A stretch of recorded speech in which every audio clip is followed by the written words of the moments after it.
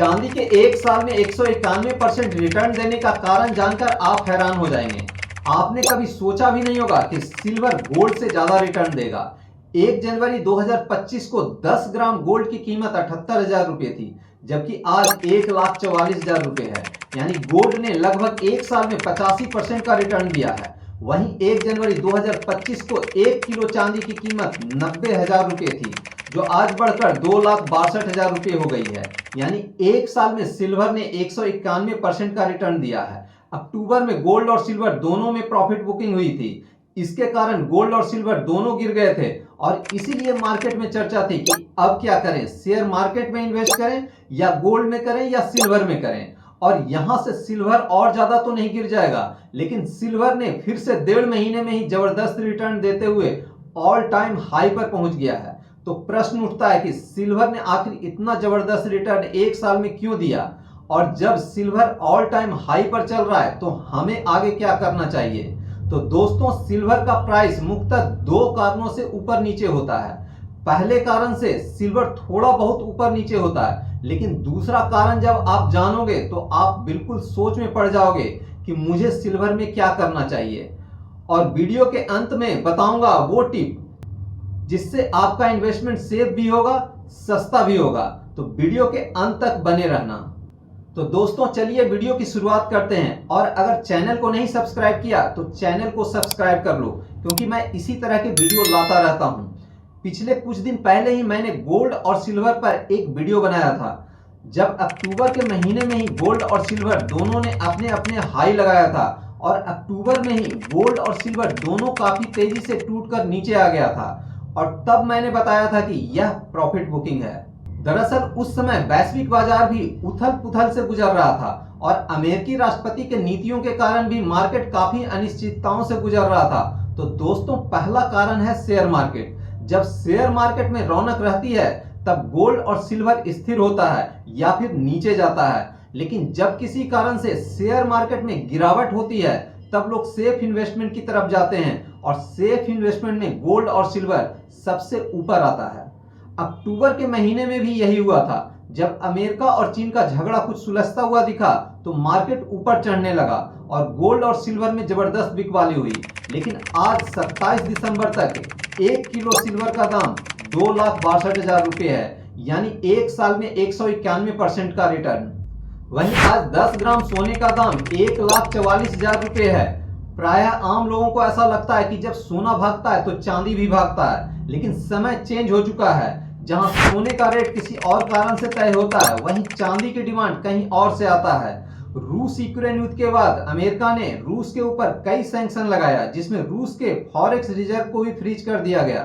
अब आप तो जानते ही हैं कि अधिकतर देश फॉरेक्स रिजर्व के रूप में डॉलर को रखती है और रूस ने भी काफी ज्यादा फॉरेक्स रिजर्व के रूप में डॉलर को रखा हुआ था। जब रूस के ऊपर सैंक्शन लगा तो उसके डॉलर बेकार हो गए और इससे एक बात यह समझ में आई कि डॉलर भी सेफ इन्वेस्टमेंट नहीं है।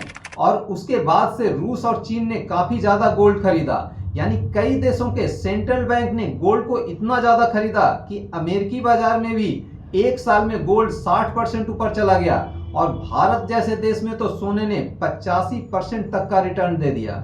अगर गोल्ड रिजर्व की बात करें तो इसमें सबसे ऊपर अमेरिका आता है, जिसके पास 8,133 टन गोल्ड है। नंबर 2 पर आता है जर्मनी 3,391 टन। नंबर 3 पर है इटली 2,491 टन। नंबर 4 पर है फ्रांस 2,437 टन।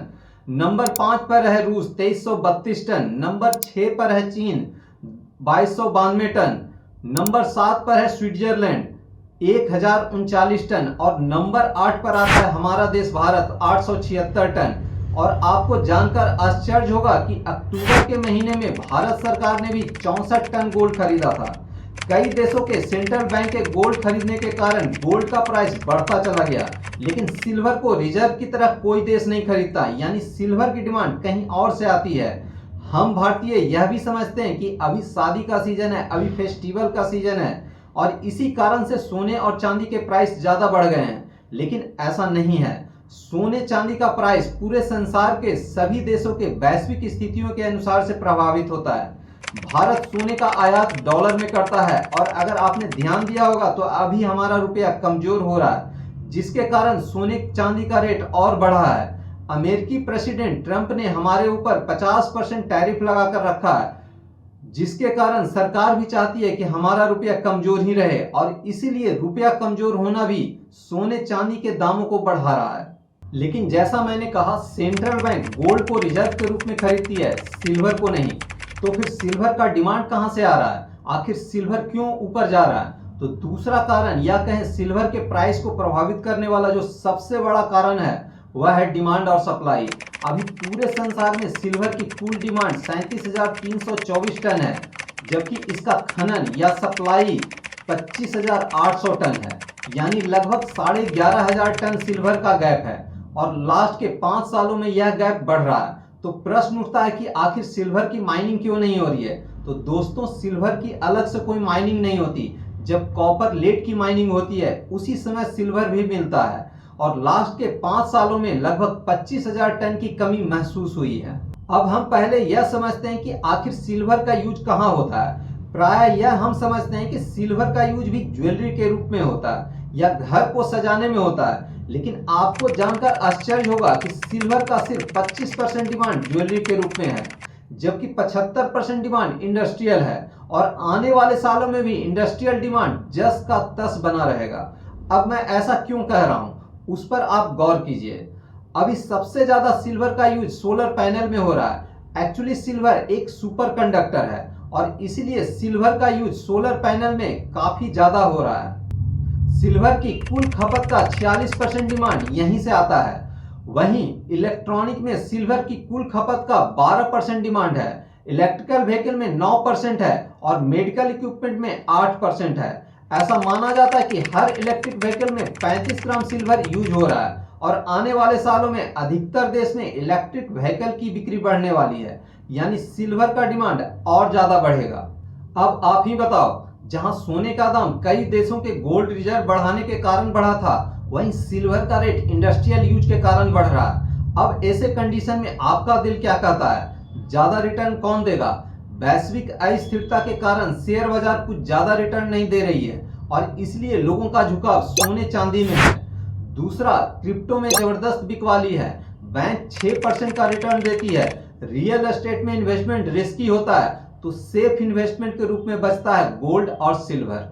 अब गोल्ड और सिल्वर में ज्यादा कौन रिटर्न देगा यह आपको तय करना है, क्योंकि मैं कोई रजिस्टर्ड इन्वेस्टमेंट एक्सपर्ट नहीं हूं। इसलिए आप खुद से रिसर्च कीजिए और खुद डिसीजन लीजिए कि आपको गोल्ड में इन्वेस्टमेंट करना चाहिए या सिल्वर में। एक्सपर्ट का मानना है कि 2026 में सिल्वर 30% तक का रिटर्न दे सकती है, यानी सिल्वर 3.5 लाख तक जा सकता है। लेकिन आंख बंद करके इन्वेस्टमेंट मत करना। Always remember, don't put all eggs in one basket. अब आप बताओ, गोल्ड बेहतर है या सिल्वर? अपनी राय कमेंट में जरूर बताएं। और एक बात और, अगर आप इन्वेस्टमेंट के लिए सिल्वर खरीद रहे हैं तो ज्वेलरी मत खरीदना, क्योंकि मेकिंग चार्ज और जीएसटी खरीदते समय लगेगा, जबकि अगर आप सिल्वर ईटीएफ खरीदते हो तो जीएसटी और मेकिंग चार्ज नहीं लगेगा और बेचते समय फैमिली का इमोशन नहीं होगा। दरअसल आपकी फैमिली कोई भी ज्वेलरी कभी भी बेचने ही नहीं देगी। सिल्वर ईटीएफ के साथ इमोशन नहीं होगा, यानी इन्वेस्टमेंट के लिए सिल्वर ईटीएफ बेस्ट है। तो आज के लिए इतना ही। मैं हूं विपिन, मिलते हैं अगले एपिसोड में, जहां फिर करेंगे बिजनेस की बात लॉजिक के साथ। जय हिंद।